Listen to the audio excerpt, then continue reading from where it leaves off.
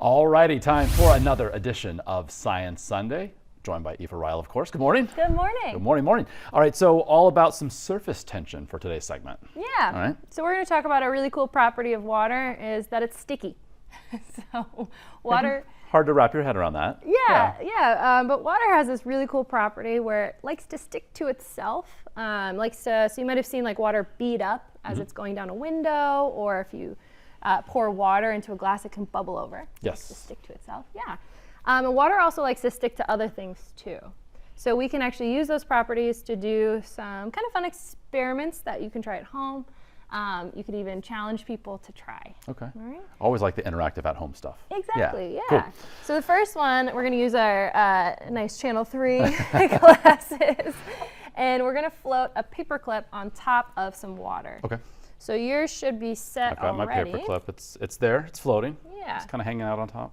Now this is kind of, I have trouble with this, so kind of a trick if you need is to use a piece of tissue paper, put the paper clip on top, and then we can just kind of scoot the tissue paper out from underneath. Oh, hold on, I'm gonna try that again. This is why I did yours ahead of time, because sometimes it takes a few. Because initially it won't. It could sink without the assist. All right, we might just use yours. So what you're going to do. So we can see mine is floating. So there's a paper clip at the top here. Yeah, but if you try this at home, a little piece of tissue paper, put it on the surface, paper clip on top of there, and then just scoot.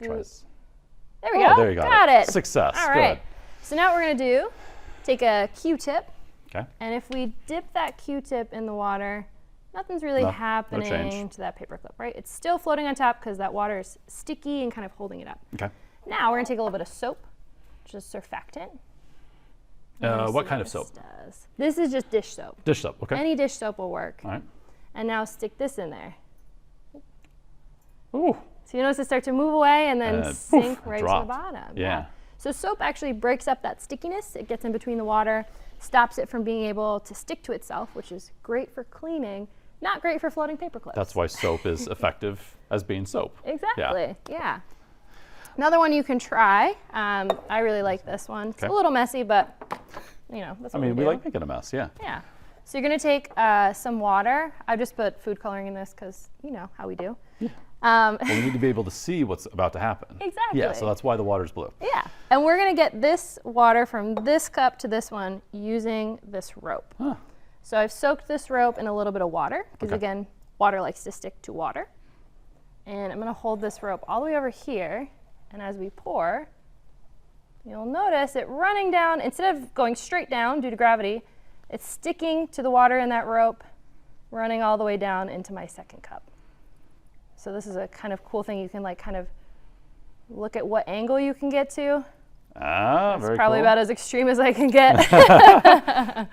But kind of a fun thing to challenge people to do. Yeah, and again, if you're doing so at home, we encourage you to do so. Just, have some paper towels, a clear space around, because it could get a little wet. Yeah, you'd probably make a little bit of a mess. All right, good stuff. Yeah. So good at-home stuff. Here at the Science Center, of course, always hands-on things, but you also have some really cool virtual events that are happening. One coming up next month, actually. Yeah, so this is part of our Straight Talk series. So this is aimed at adults.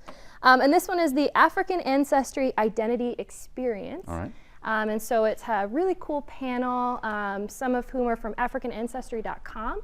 And so this was developed as a way for people of African ancestry to kind of find their identity using genetics. Okay. So it should be a really interesting panel, and that'll be on February 24th. So you can learn more about this through ctsciencecenter.org. Register in advance, get all squared away. Yeah. All right, Aoife, thank you so much. And of course, we'll see you for another edition of Science Sunday next weekend.